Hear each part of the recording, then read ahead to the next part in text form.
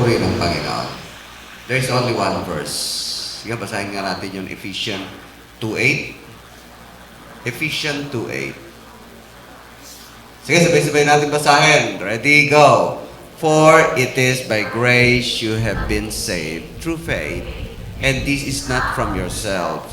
It is the gift of God. Regalo. Regalo sa atin ng Panginoon. Ang totoo, wala naman tayong meron eh. Sa simula't simula, ang tanong, nasan ka nung nilikha ang daigdig? Wala. Nandito ka ba? Tumulong ka ba sa manlilikha nung itinatag ang pundasyon? Wala. Alam mo ba kung paano ka nilikha? Binuwang yung mga buto, mga ipin. Alam mo ba? Hindi. At ngayon, magmamalaki ka? Actually, yung mga tanong na yon, tinanong na kay Job. Kasi, nakipagtalo siya sa Diyos. Bagay, naunawaan niya si Job kasi wala naman talaga siyang kasalanan. Ang kinasasakit niya ng kasalanan, kung bakit yung tatlo niyang kaibigan, sinisisi siya na may kasalanan siya, pero wala naman siyang kasalanan. Kaya bumalik siya ngayon sa Panginoon, bakit naman nga ganon? Bakit? Ako to walang kasalanan, pero ako pinahirapan. Ngayon tuloy, akala nila may kasalanan ako. Ano nga ba? Bakit? Ang tanong lang ng Panginoon Diyos, hindi niya kasi masabi, actually, ang nangyayari sa kalangitan. Hindi niya maunawaan yun eh. Kaya yung mga nagtuturo na ang Job ay isang talinhaga lamang. Mali yun. Mira, sabihin, ano lang daw yun. Kasi nandun yung talagang pagsubok eh. Grabing pagsubok. Ayaw nila ng pagsubok. May mga tao ayaw makinig ng pagsubok eh. Gusto kasiyahan, pera, blessing. I-balance naman natin. Kaya yung iba, sabi, Job daw ay isang figurative story. Hindi, totoo yan kasi ang ganda nga eh. Doon maunawaan kung bakit may pagsubok. At hindi lang sinabi ni Jesus ng Diyos na, alam mo ba, ako din sinusubok dito. Kaya niya ginawa yung kay Job kasi maging ang Diyos ay sinabi ng Diablo, kaya mo lang naman pinagpapala si Job dahil gusto mo ng papuri. Hindi niya masabi yun kasi hindi niya naman mauunawaan kung ano nangyayari sa kalangitan. Kaya ang Job, ito'y literal na pangyayari. It is a glimpse of heaven. Kaya hindi niya maunawaan. Kaya sabi niya, huwag mo kong sisihin. Kasi ang lumalabas, sinisisi naman ng Diyos. Ano yung Job? Sa Diyos. Ang sakit ka naman, biro mo, wala ka naman kasalanan. Lahat, tapat na, binigay mo na. Tapos yung tatlong kaibigan niya, sisisihin siya. May kabalustugan kang ginawa, kaya nangyari sa iyan. Tingnan mo nga mukha mo, pati tingnan mo mga itsura mo. Nilayasan ka ng mag-anak ko, nagkasakit ka. Tapos pati asawa mo, nilayasan ka na. Walang-wala ka. Lahat ng mga nangyayaring masama, may kasalanan. Hindi niya matanggap yun kasi wala naman talaga siyang kasalanan. Kaya tanong niya, Panginoon, ba't nga ba nangyayari ito sa akin? At ang sagot ng Diyos, hindi niya in-explain na maging ang Diyos ay siya ay tinutuligsa ng Diablo. Ang sabi niya lang, Job, nasaan ka nung nilikha at daigdig? Nandito ka na ba? Para ako'y tuligsain? Nakatulong ba kita? Kasama ka ba nung nilikha natin ang pundasyon ng daigdig? Wala nga naman, wala. Meaning, we cannot question God. Let us allow His goodness to work in our life. At kung hindi na kumibo si Job, pinagpala naman siya ng 3 beses. Kasi tapat naman talaga si Job. At binigay ang nawala sa kanya, kalusugan, mga anak, dumoble pang gaganda pa daw, at ang kanyang kayamanan ay naging 3 beses at nakilala siya. At lahat ng mga kaibigan niya na nilayasan siya, siguro nagbalikan na rin, Ganon ang Panginoon Diyos. We cannot question God. Kaya nga actually wala tayo dito. Everything is a gift of God. In fact, ang pinakamabigat na niregalo sa atin ay ang buhay niya mismo para sa atin. Okay lang, nilikha tayo. Okay lang na binigyan kayo ng buhay. Okay lang, pinormahan kayo ng inyong katawan. Pero yung mamatay siya para sa inyo, ang bigat nun. Pero ginawa pa rin ng Diyos. Kasi nga, gusto niya ipakita na mabuti siya. Wala siyang bahid ng masama na iniisip sa bawat isa sa atin. And it is the greatest gift, His very own life. Pero bakit ka pa binigay niya ang buhay natin? Ang buhay niya para sa atin. Let us go back to the very original ng plano ng Diyos. Kasi may nilikha siya na mga anak niya rin. Ang tawag niya rin mga anak niya ron. Yun yung mga anghel. They are already glorified. They see the glory of God. But in the end, mas pinili nila na hindi ibigay ang pasasalamat sa Diyos. Mas pinili nila na kimkimin ang kanilang kapangyarihan, ang kanilang katalinuhan, ang lahat ng yan ay iniisip nila na akala mo parang kanila. And that is rebellion in the sight of God. Kaya ang kasalanan, hindi nagmula sa tao, hindi sa Garden of Eden. Ang kasalanan ay nagsimula mismo sa kalangitan, sa mga anghel. Not giving glory to God is a sin. Not giving what is due to Him is a sin. Kaya ang tanong, bakit hinayaan ng Diyos sila Eva at Adan na magkasala? Di ba tamang tanong naman yon? Kung siya'y all-knowing, kung siya'y tunay na alam niya lahat ng mangyayari, alam niya magkakasala si Eva at Adan, bakit niya hinayaang magkasala? Yes, at the beginning, sabi, alam na magkakasala tayo para ihanda si Jesus. Somewhere in the New Testament, sabi niya, bago pa man likhain ng daigdig, hinanda niya na si Jesus na ating tagapagligtas. You see, all-knowing. Why? This time, para sagutin ang tanong na yan. No? Basahin muna natin. Yan ang verse ko, no? Pero gusto kong i-way back. Sa Ephesians chapter 3, buksan nga natin sa Ephesians chapter 3, kasi gusto niya nang ipakita ang tunay na siya. Siya ay puno ng pag-ibig, habag, mapagkumbaba, at ibibigay niya ng lahat para sa kanyang minamahal. At isa yon, tayo yon. Sa Ephesians chapter 3, verses 7 to 12, kaya ang pinakamahalagang binibigay sa atin ng Diyos ay hindi yung nilikha tayo, hindi yung binigay niya mga puno, hindi yung mga bagay na inaangkin nyo ngayon. Ang pinamaganda talaga yung buhay niya, binigay niya na sa atin. To show that He is full of love. Lahat ibibigay niya. Kung ibigay niya ang kanyang buhay sa atin, how much more ang lahat ay kaya niya namang ibigay. Ito sa Ephesians, bakit niya ginawa yun? Na magkasala si Eva at Adan? Kasi hinanda niya na si Jesus. And through the power of His love, through the power of salvation of Jesus Christ. Okay. And that is the greatest gift given to us.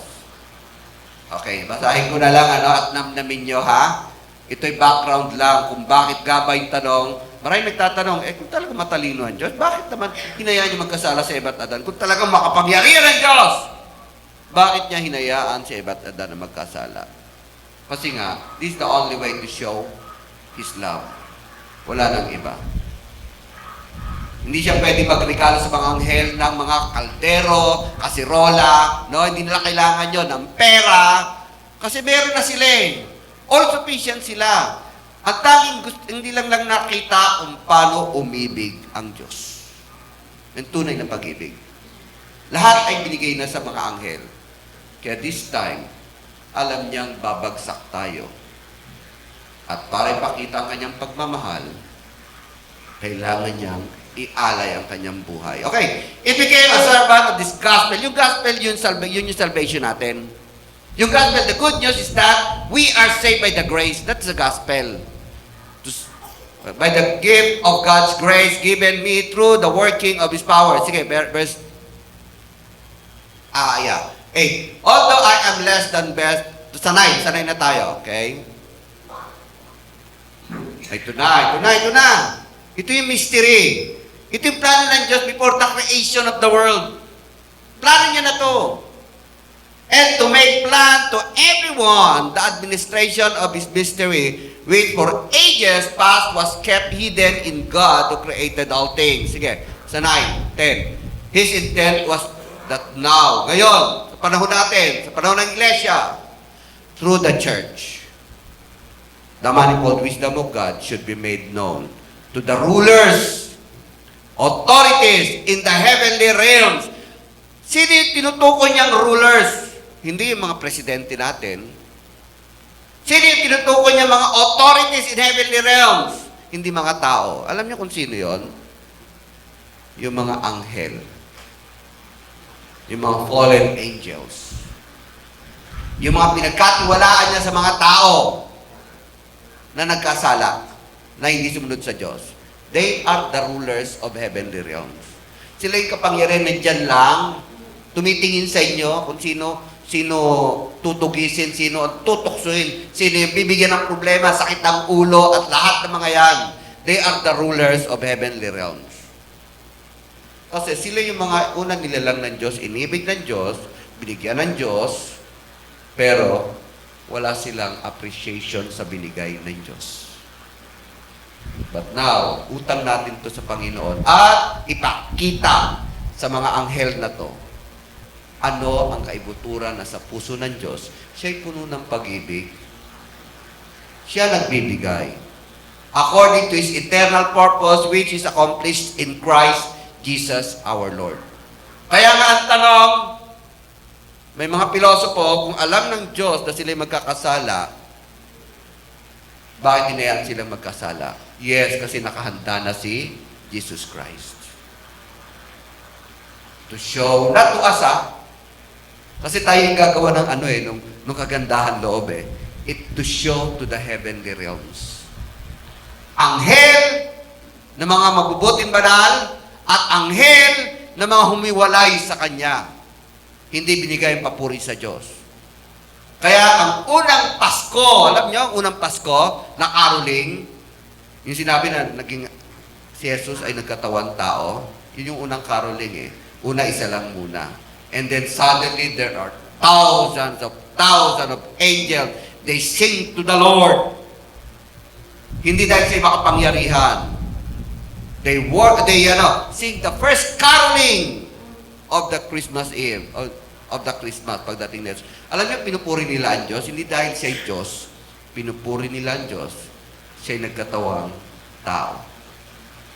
Pinupuri nila ng Diyos na nakita nila for the first time, na sinasamba nila, na pinupuri nila sa kalangitan, ay pwede pala siyang magpakumbaba, nagkatawang tao. Wow! Iba to!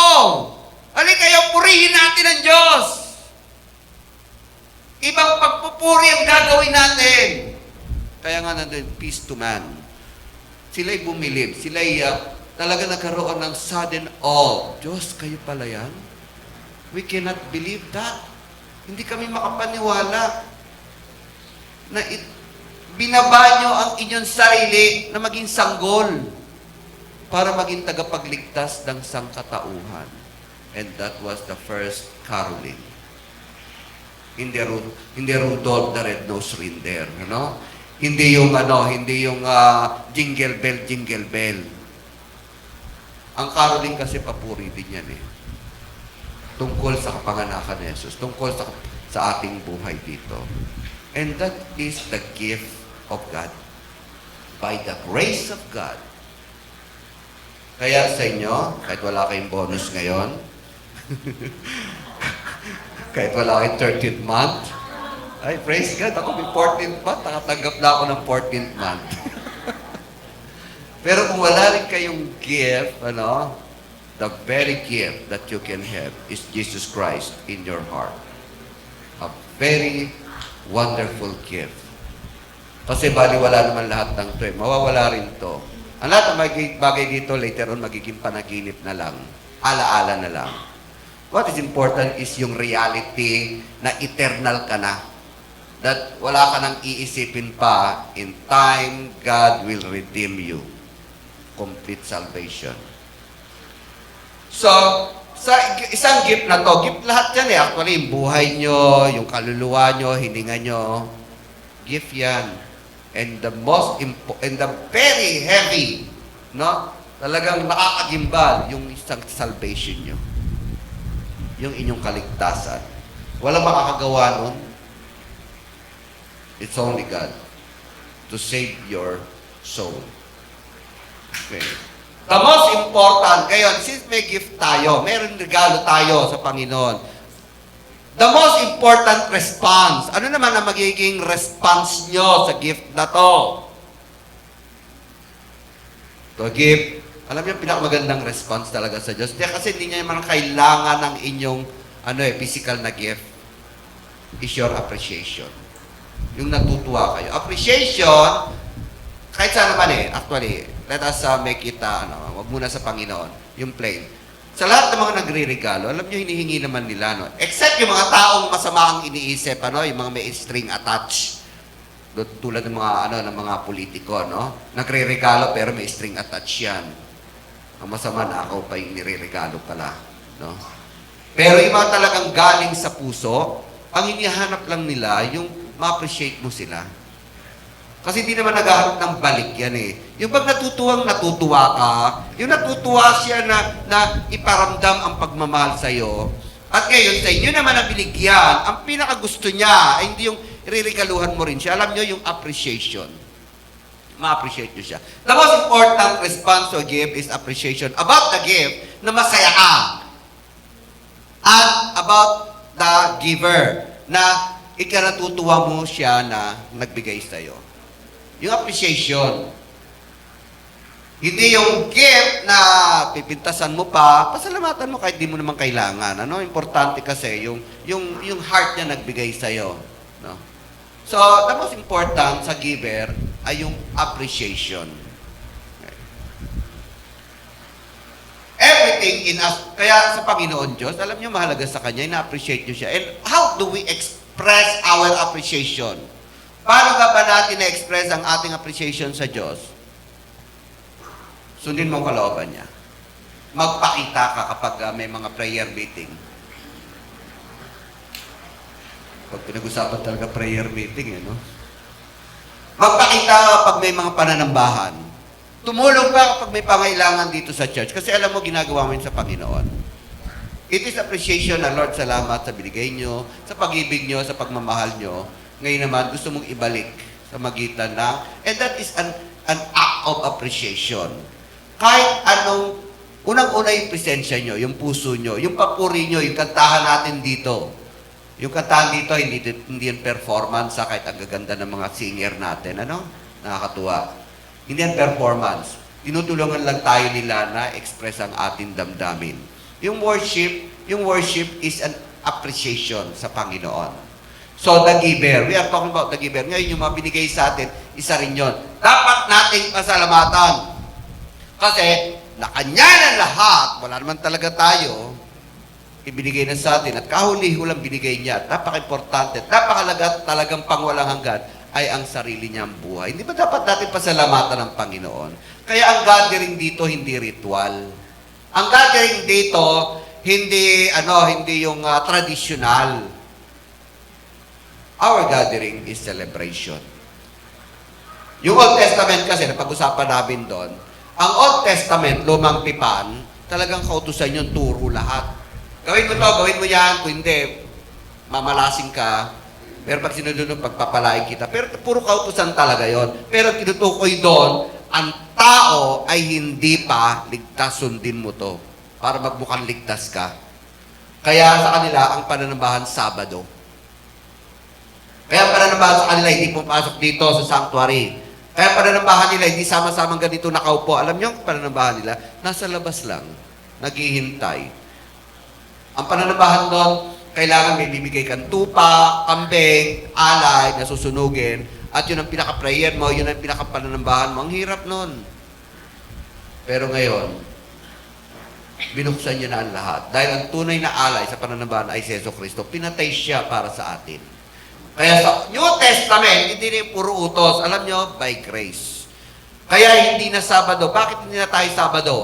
Kasi sa Old Testament, ang Sabado, doon namatay si Jesus, doon siya inalay. Pinatay siya ng Biyernes, patay siya ng Sabado, at kinabukasan ng unang araw, Linggo, nabuhay siya. At doon ang kaligtasan natin. At bakit Linggo? Alam na, celebrate natin ang kaligtasan ng patay siya. Hindi na, kaya Sabado kasi patay siya eh. Kaya ang naging ginawa ngayon ng mga iglesia noon, ng mga sumusunod kay Kristo, ang ginawa nilang selebrasyon nung nabuhay si Jesus, and which is Sunday. Kaya ang celebration natin dito, hindi naman mukhang malungkot. Noon kasi nag-aalay, malungkot, may kasalanan, may mga baw, lahat, puro kalungkutan yun. Pero ngayon, ang pananambahan na gusto ng Panginoon, it is a gift. Malaya na tayo. Kaya ang ating selebrasyon, ang ating pananambahan, dalawa na lang sabi ni Jesus, kung gusto niyo talaga sambahin ang Diyos, hindi niyo na kailangan pumunta sa Jerusalem. Hindi niya kailangan pumunta pa sa mga bundok para mag-alay. Dalawa na lang gusto ng Diyos. Sambahin niyo siya sa Espiritu at katotohanan. Yun lang naman talaga ang gusto niya. Yung Espiritu, yung i-welcome mo ang Spirit, damayin mo ang Spirit, sambahin mo siya sa Espiritu. Yun yung worship natin. Yun yung awitin natin. At ngayon, nakikinig kayo, and that is katotohanan. Because this time, you are waiting upon the instruction of God in your life. Ano yung gusto mo? Pinadadama naman sa'yo ng Panginoon ang kalooban niya sa buhay niyo. Kaya ang pananambahan natin, dalawa na lang. In spirit and in truth. And that is a gift. Malaya na tayo. Magaang na, masaya na. Kaya every Sunday, it is not, hindi yung tradisyon na lahat dapat mo ang malungkot, lahat umiiyak, lahat nakaluhod. Actually, what we are doing every Sunday is celebration. Giving thanks to God. Appreciating His goodness. Appreciating His love. Appreciating His gift. And which is Jesus Christ. The most important gift sa buhay natin ay ang Diyos mismo, si Yesu Cristo. So, sa atin naman, okay, paano niyo i-appreciate yun? And that's what we are doing here. We appreciate God. We appreciate yung gift niya. Kaya ang tanong, kapag wala kayo dito, do you appreciate really God? Ba't inuuna niyo ibang bagay? Inuuna niyo yung mga kinaaabalahan niyo. Maliban na lang kung talagang kailangan. Pero kung wala na naman kayo ginagawa sa bahay, inuuna niyo panlabagan niyo, you do not appreciate God. Aray, yung mga tinamaan yata. Kung inuuna niyo ang trabaho niyo, na pwede namang ipagpaliban muna at umattend kayo rito, you do not appreciate God. Kaya nga binigyan kayong trabaho para matuwa kayo at pasalamatan niyo siya. Ngayon, wala kayo. Ngayon na, hindi kayo magpapasalamat. Kaya nga binigyan kayo ng araw na 7. Ano sabi niya? Binigyan niyo yung 6 na araw, magtrabaho kayo. Sige, okay lang yun. Pero yung isa naman, bigay niyo naman sa akin. Ginanakaw niyo pa? Kinukuha niyo pa? Pambihira naman. You do not appreciate my goodness. You do not appreciate my gift. Gusto niyo akinin lahat. Ibigay niyo naman. Lahat. Maging tight sa pera. Tight sa araw yun. Tight sa oras naman yun. 24 hours. Magbigay naman kayo ng panahon na magmuni-muni dyan. Mag-solo kayo. Okay mag-pray. Okay magsama kayo. Magkukommunion kayo. Lahat ng bagay na binibigay sa atin ng Panginoon, kailangan may balik sa Kanya. It is a token of appreciation. Hindi inyo lahat yan. Hindi inyo ang oras. Hindi inyo ang mga biyayang kinikimkim nyo ngayon o inatakilig. Galing pa rin sa Kanya yan. Kailangan may babalik kayo to show an appreciation. So everything is in us actually is a gift from God. Sige nga. Lahat naman yan binigay. Kasi pasalamatan nyo, i-appreciate nyo naman yung nagbigay. Except the choice. Ito na. At talagang inyo, nasabi yung inyo, akin to, ako gumawa nito, the only thing is your choice. Yung pagpili nyo. Yung choice nyo, nasasamba o hindi. Tatanggapin siya o hindi. Magpapakumbaba o hindi. Susunod sa kanya o hindi. Yun yung inyo eh. Yun yung titingnan sa ating kaluluwa. Kasi mismo kaluluwa nyo, hindi inyo yan eh. Kanya yan eh. The very your own. Na talagang hindi maangkin ng Diyos. Hindi niya maangkin yan, yung choice nyo. Sana yung choice niya na yan ay ibalik nyo rin sa Panginoon to show appreciation.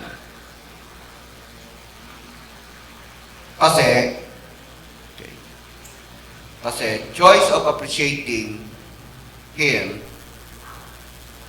is the only gift. Yung choice natin, na atin ba ng simbang madaling araw o hindi, choice yun. Ay, malapit na madaling araw, simba, yung 16, ha? Kaya ako, lagi akong unang speaker eh, kasi unang gabi, unang madaling araw, kukunti aatin. Dumadami lang yan pag nabalita na, uy, wala ka nung mapapahiya naman, i-attend na rin, so dumudoble. Pati yung mga magbibigay ng pagkain sa 16, ha, nakasay na kayo, no? O choice nyo yan kung tutulong kayo o hindi. Tumulong naman kayo. Appreciate naman ninyo ang kalooban at ang kagandang loob sa atin. Magbalik kayo ng appreciation. Your choice is an act whether you will appreciate Him or not. So yun lamang ang mabibigay natin. Kaya sa bawat choice nyo, either para sa Kanya or para sa inyong sarili, yun talaga ang inyo. So appreciating God is the only gift. Or the choice of appreciating God is the only gift that you could give. And choice of ignoring. Ito na yun, ignoring. Yung i-ignore nyo, no? Alam mo may simbang madaling araw, pero mas tinulugan mo. Choice mo yun eh. Bahala ka. Choice mo na talagang hindi ka magbibigay ng tithes o ng offering. Choice mo na hindi ka umattend dito kasi inuna mo yung labahin mo. Choice mo yun. It's up to you. Pero, later on, it brings disaster, misery, hopelessness, and isolation. Kaya sa mga anghel na mas pinili nila na hindi pa pasalamatan ng Panginoon, mas pinili nila, sundin nila ang kanilang kayabangan, what happened to them? They become demons. Walang ginawa ang Diyos na demonyo. Wala. Lahat yan, mga anghel yan. Banal na anghel. Kaya lang, because of the wrong choice. Ingat kayo sa mga choice nyo, dapat right choice yung ibabalik yung appreciation. It brings disaster, misery, hopelessness, and isolation. Ang pinakamasama yung isolation eh. Kaya yung mga anghel at lahat ng mga hindi susunod kay Jesus, hindi tatanggap sa Kanya, they are isolated. Inalayo sila sa Panginoon kasi ang presensya ng Diyos ay hindi na sila matanggap. Gusto niyo manatili sa Panginoon? Appreciate His goodness. Worship Him. Love Him. So that His love may remain in you. Ipakita nyo ang inyong pasasalamat sa Panginoon. Ipakita nyo na lahat ng inyo ay galing sa Kanya. Nagbabalik lamang kayo ng kapiranggot o kukonting 10% lang sa pera. Sunday lang naman sa buong linggo. 2 oras o 1 oras o kalahating oras na lang sa buong araw. Hindi pa maibigay. Pero nagbubunga yun kapag di nyo binibigay. Nagbubunga yan o lumalala hanggang sa maramdaman nyo maging kalos na kayo. Hanggang maramdaman nyo na wala na pala kayo sa Panginoon. Hanggang maramdaman nyo na wala ng inspirasyon, wala ng Espiritu Santo, wala ng conviction. Ay, nakakatakot. Kailangang ipanatili nyo yan. Dahil mahal na mahal kayo ng Panginoon. Ang gusto niya kasi yung close kayo eh. Because God is God of relationship. That's why we are created in the image of God. And that's very reason na gusto niyang maging close kayo, maging ma-appreciate niyo siya at mapalapit ang damdamin niyo, ang buhay niyo. Kasi kapag hindi niyo siya na-appreciate, mag-start na mag-fall away ang inyong relasyon. Please give what is due to God. Tayo lahat magsitayo.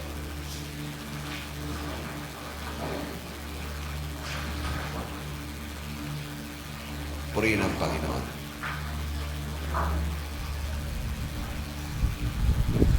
Now, the only thing that you have, lahat yan binigay sa inyo. Tingnan nyo ang katawan nyo, bigay ng Diyos yan. Ang hininga nyo, galing sa Diyos yan. Ang trabaho nyo, galing sa Panginoon yan. Yung pinagkakitaan nyo, galing sa Panginoon yan. Pamilya nyo, mahal nyo sa buhay, galing sa Panginoon yan. But every moment, sa tanang buhay nyo, ang tanging inyo, na hindi kukunin at hindi pakikialaman, at hindi kanya, hindi sa Diyos yun, yung inyong choice. Choose to appreciate His Word. Choose to appreciate His power. And dito ako magwawakas. May mga tao talaga hindi nila pinipili ang Diyos. And it is found sa Romans chapter 1, 20 to 23. Babasahin ko na lang.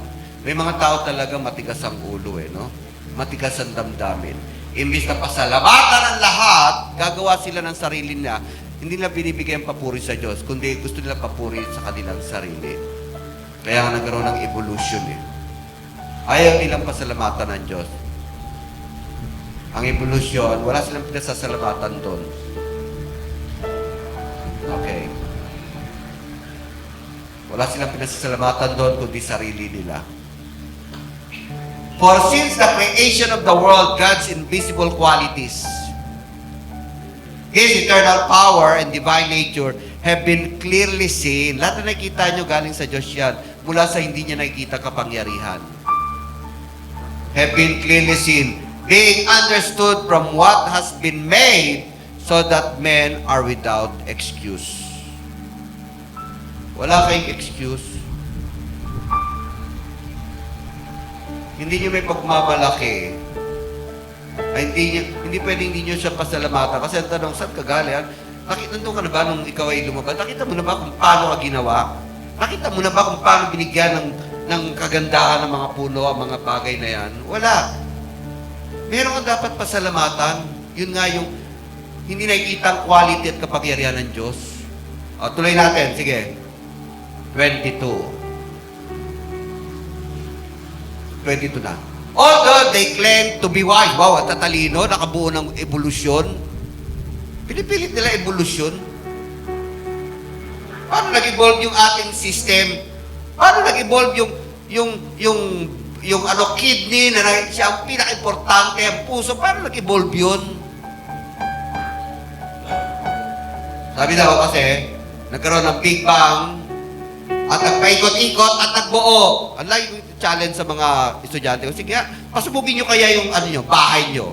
Hintayin natin, milyon taon, kung pwede maging palasyo yan. Di ba kalokohan? Kaya they claim to be wise. Alam nila. Kaya nagbuo sila ng evolution. They became fools. Kasi, hindi lang siya lumikha, gumawa siya ng kagandahan. Imagine ninyo kung lahat evolution, lahat nag-grow, yung mga kilay nyo, nag-grow din kasi buhok yan Lahat naman, lahat yan dapat mag-grow yan. Pero may mga buhok tayo na hindi nag-grow, pilik mata at kilay. Nagpagupit na ba kayo ng kilay tsaka ng buhok? Kasi nag-grow yan Hindi talaga mag-grow yan kasi it is a design. Doon palang hahanga ka na. Foolishness talaga. Sige, tuloy ko 22. And exchange the glory of the immortal God. Imbis na pasalamatan ng Panginoon, imbis na papurihan siya. For the images made to look mortal. Ang pinasalamatan nila, yung nagbibigay sa kanila ng comfort. No? Pati mga animals, mga reptiles, kinatatakutan nila. Sa atin ngayon, hindi na yan ang sinasamba. Mga bagay na nahawakan. Mga bagay na bago. Mga cellphone, mga pera, yun na yung mga sinasamba natin. Sige, tuloy natin. Tapusin na nga natin. Okay. Therefore, God gave them over in sinful desires of their hearts. And so on and so forth. May 25 ba? May 25 ba? They exchanged the truth of God for lie and worship and serve created things rather than the Creator, who is forever praised. Imbis na pasalamatan, nagbigay sa kanila ng katawan, inuuna ang layaw ng katawan. Bahala kayo dyan, sige. Imbis na pasalamatan, ang nagbigay ng pera sa kanila, inuunang bilhin ang mga bagay-bagay, sige, gawin niyo yan, okay lang. Imbis na pasalamatan, ang oras na binibigay sa kanila, hindi nagbibigay ng oras sa Panginoon, sige, bahala kayo dyan. Lalo kayo magiging mainip, hindi na kayo attend dito. They let them, binibigay niya talaga yung desire ng heart nyo. Ang gusto nyo, yun ang Diyos nyo. Hindi nyo na-appreciate. Hindi na kayo makukulangin talaga kayo ng oras. Hindi kayo masasatisfy sa pera nyo. Hindi kayo masasatisfy sa trabaho nyo. Hindi kayo masasatisfy sa buhay nyo. Pero kung babalik tayo sa Panginoon, ibibigay ang para sa Kanya. Alam nyo, sinasatisfy kayo sa anumang bagay. Let us pray. Panginoon, salamat, Lord God. You are our God. At kayo rin ang giver, the greatest giver of all time. Salamat kay Jesus. Ang simbolo, ang katalinuhan nyo, ang kaligtasan nyo, at ang bagay na dapat naming ibalik sa inyo, Lord God. Kung binigay sa amin ni Jesus ang kanyang buhay, Lord, tulungan kami, may balik naman, may bigay naman namin ang aming buhay sa inyo. A show of appreciation to your goodness. A show of appreciation to your gift. Patawarin niyo kami kung kami nagkukulang. Tulungan niyo po kami, ibalik sa inyo, ibigay sa inyo ang nararapat sa inyo. Ang appreciation, ang worship, ang pasasalamat, at higit sa lahat, maging ang aming presensya, nais naming ibigay sa inyo bilang pasasalamat sa buhay ni Jesus. Panginoon, pagpalain yung bawat isa na sila na nakakaunawa, Panginoon, sa kalooban nyo. Sila, Panginoon, na nadamangin yung pag-ibig. Sila, Panginoon, na nais magbigay ng kanilang buhay, pasasalamat sa inyo. Tulungan niyo po sila. Tapos po natin ating makamay. Sumainyo ang presensya, ang awa, at basbas ng Panginoon. Pagpalain kayo, ang inyong kaluluwa, ang inyong puso, ang inyong buhay, ang inyong isipan sa pangalan ni Jesus. Amen.